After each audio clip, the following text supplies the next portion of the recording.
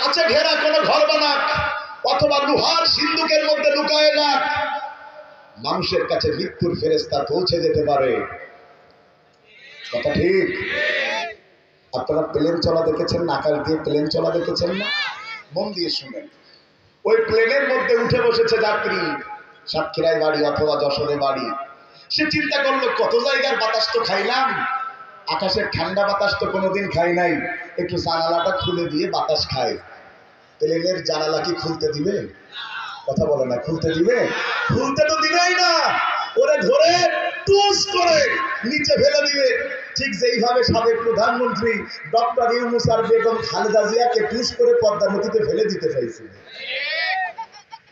শুধু তো ফেলে দিতে চান নাই, কয় চুবাবো আর তুলবো। আয় হায়, সুবানি গেল কই? খুব মন দিয়ে বুঝেন কেন প্লেনের জানালা খুলতে দেয় না। কারণ প্লেনের জানালা যদি খুলতে দেয় বাতাস ঢুকে যাবে, আর যদি প্লেনের মধ্যে বাতাস ঢুকে যায় প্লেন ব্যালেন্স হারায় ফেলবে, প্লেনটা ক্র্যাশ হয়ে যাবে, পাইলটও মারা যাবে, যাত্রীও মারা যাবে। তাইলে সাতক্ষীরাবাসী আমরা নিশ্চিত হয়ে গেলাম প্লেনের মধ্যে বাতাসও ঢুকতে। ওই প্লেনের মধ্যে শত কোটি টাকার মালিক আব্দুল মতিন সাহেব উঠে বসলেন, বিজনেস ক্লাসে তিনি বসে আছেন, এক গ্লাস লেমন জুস তিনি পান করেছেন। ওই লোকটা কিছুক্ষণ পরে যখন তার চেয়ারে মাথাটা এলিয়ে দিয়েছেন, কোনো নড়াচড়া নাই, নড়াচড়া নাই। কেউ বলে লোকটা মারা গেছে, কেউ বলে লোকটা ঘুমাচ্ছে। বললো এত কথার দরকার নাই, চলো তার পালসটা পরীক্ষা করে দেখি। পালস পরীক্ষা করে দেখে কোনো স্পন্দন নাই, নাকের কাছে আঙ্গুল নিয়েছে দেখে কোনো নিঃশ্বাস নাই। লোকেরা বলতেছে মানুষটা মারা গিয়েছে। আপনাদের কাছে আমার প্রশ্ন, যেই প্লেনের মধ্যে সামান্য বাতাস ঢুকতে পারে না, ওই প্লেনের মধ্যে পৃথিবীর চাইতে বড় দেহের মালাকুল মাউত মৃত্যুর ফেরেশতা ঢুকলো কেমনে? তার স্থায়ী হয় না, হোক না সে ফেরাউন কিবা নমরুদ, কেউ ভাবে চিরকাল রয় না। ঠিক না? ঠিক। কেউ ভাবে চিরকাল দিল না, মৃত্যু তাকেও ছেড়ে দিল না, হোক না সে মহারাজা আর মহাবীর। ও বলবে আগে 10 লাখ মারবো তারপর মরবো। কথা বলি তুমি? কথা ঠিক? চাচা আপনি না কাল মারা যাবেন, আমি মারা গেছি তো কি, এত টাকা দিয়ে করবেন কি? আমি ভোট করতে না পারি, আমার সোয়াল মায়া তো ভোট করতে পারবে। কথা বলবে কেন? এদের অবস্থা দেখে আইনুদ্দিন আল আজাদের 2 মিনিটের গজল মনে পড়ে যায়। বলবো বলবো বলবো? আর মানুষ হইছো বেহুশ দুনিয়ার পিছে, কি জবাব দিবে তুমি আল্লাহর কাছে?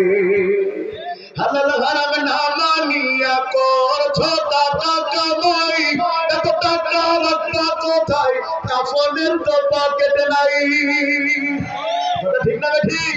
রাতে দিনে দৌড়া দৌড়ি, বিশ্রামের সুযোগটা নাই, নামাজ রোজা দূরের কথা, আল্লাহর নামটাও মুখে নাই। টাকা পয়সা লইয়া কি কেউ কবরে গেছে?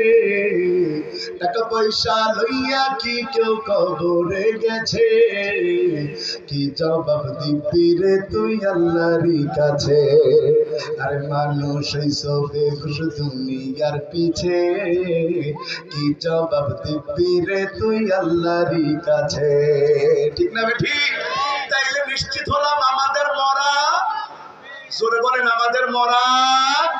এবার বলেন মরা যেহেতু লাগবেই, তাহলে কি মরণ চাই? হাত উঁচু করে বলেন কি মরণ চায়? আরো জোরে বলেন কি মরণ চায়? ভালো করে বুঝেন, মরণ যদি কারোর ভালো হয় তার জন্য মানুষ দোয়া করে, তার জন্য মানুষ তাহাজ্জুদ পড়ে, তার জন্য মানুষ রোজা রাখে। কারোর মরণ যদি আল্লামা সাঈদের মতো ভালো মরণ হয় সাতক্ষীরাবাসী, তার জানাজায় যাওয়ার জন্য মানুষ কেউ কাঁদতে রাজি, কিন্তু তার জানাজা ছাড়তে রাজি না। কেন? কারণ মানুষটা ভালো ছিল। কথা বলেন না? নিশ্চিত তার মরণটা ভালো মরণ। আবার এই সমাজে কিছু মানুষ আছে মারা গেলে মানুষ কষ্ট পায় না। এই সমাজে কিছু মানুষ আছে মানুষ মারা গেলে ইন্না লিল্লাহর বদলে আলহামদুলিল্লাহ পড়ে। দুষ্ট পোলাপাইন ফেসবুকে স্ট্যাটাস দেয় একটা উইকেট পড়িয়েছে। কথা বলেন না? কি পড়িছে? উইকেট পড়লো মানে কি সাকিব আল হাসানকে 6 মারতে যে আউট হয়ে গেল? উইকেট পড়লো কেন? কারণ মানুষটাকে মানুষই মনে করেন। এই শুনেন, রাস্তার কুত্তা মারা গেলে মানুষ কষ্ট পায়, কিন্তু এই সমাজের মধ্যে কিছু মানুষ আছে ওদের চরিত্র চার পেট জানোয়ার, কুত্তার চাইতে খারাপ। ওরা মারা গেলে মানুষ কষ্ট পায় না। কথা ঠিক না ঠিক? আপনি বলতে পারেন হুজুর কোরআনের মাহফিলে কুত্তা শব্দ বললেন। ওয়ালাহুম আ'য়ুনুল লা ইউবসিরুনা বিহা ওয়ালাহুম আযানুল লা ইয়াসমাউনা বিহা উলাইকা কাল আনআমি বাল হুম আদাল। এই সমাজে কিছু মানুষ আছে আল্লাহ কয় তারা খালি চার পেয়ে জানোয়ার নয়, কিছু মানুষ চার পেয়ে জানোয়ারের চাইতে নিকৃষ্ট। কারা তারা? যাদের আমি আল্লাহ বিবেক দিয়েছি, চোখ দিয়েছি, কান দিয়েছি, কিন্তু তারা তাদের বিবেকটাকে বন্ধক রেখেছে কোন দলের কাছে, নেতার কাছে। তারা তাদের চোখটাকে, কানটাকে বন্ধক রেখেছে কোন গোষ্ঠীর কাছে। তাদের চোখের সামনে ভালোটা ঘটে, ওরা বোঝে কোনটা ভালো কোনটা মন্দ, কিন্তু দুনিয়ার স্বার্থে তারা ভালোকে ভালো বলে না। দুনিয়ার স্বার্থে তারা মিথ্যাকে সত্য বানায়, সত্যকে মিথ্যা বানায়। দুনিয়ার স্বার্থে নিজের বিবেককে বিক্রি করে দেয় যারা। চার পেয়ে জানোয়ার শুকরের চাইতে খারাপ তারা। খুব মন দিয়া বুঝেন। তাইলে আপনারা একটু আগেই বলেছেন আমরা সবাই কি মরণ চাই। ভাইয়ের আমার, এবার আসেন দুনিয়ার সবচাইতে সেরাকে, যত মানুষকে আল্লাহ দুনিয়াতে পাঠিয়েছেন, আগে, এখন এবং আগামীতে পাঠাবেন, সবচাইতে সেরা হচ্ছেন মুহাম্মাদুর রাসূলুল্লাহ সাল্লাল্লাহু আলাইহি ওয়াসাল্লাম। তার চাইতে সেরা কোনো মানব এই দুনিয়াতে আসে নাই, যার সম্পর্কে হযরত আয়েশা বলেন আনতা রাজুলুন গুফিরা লাহু মিন জামবিহি তাকাদ্দামা তাআখার। ও নবী, আপনি তো সেই ব্যক্তি যার আগেও কোনো গুনাহ নাই, পরেও কোনো গুনাহ করার সুযোগ। আমার নবী মাসুম।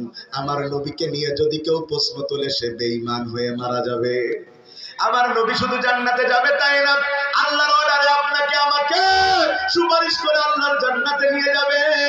এবার সাতক্ষীরাবাসী বলেন আমার নবী এত সেরা, এত সেরা, যিনি নিশ্চিত জান্নাতি, তিনি পর্যন্ত প্রতিদিন সকাল সন্ধ্যা দোয়া করতেন, আল্লাহুম্মা ইন্নী আসআলুকা হুসনাল খাতিমা, আল্লাহুম্মা ইন্নী আসআলুকা হুসনাল খাতিমা। ও আল্লাহ, তুমি আমারে ভালো মরণ দাও, ও আল্লাহ, তুমি আমারে ভালো মরণ দাও। তো সাতক্ষীরাবাসী, আমার রাসূল সেরা মানব হয়ে যদি ভালো মরণ চাই, তাইলে আপনার আমার ভালো মরণের দরকার আছে না না? এবার আসেন ভালো মরণ লাভের উপায় 5টা, বলেন কয়টা?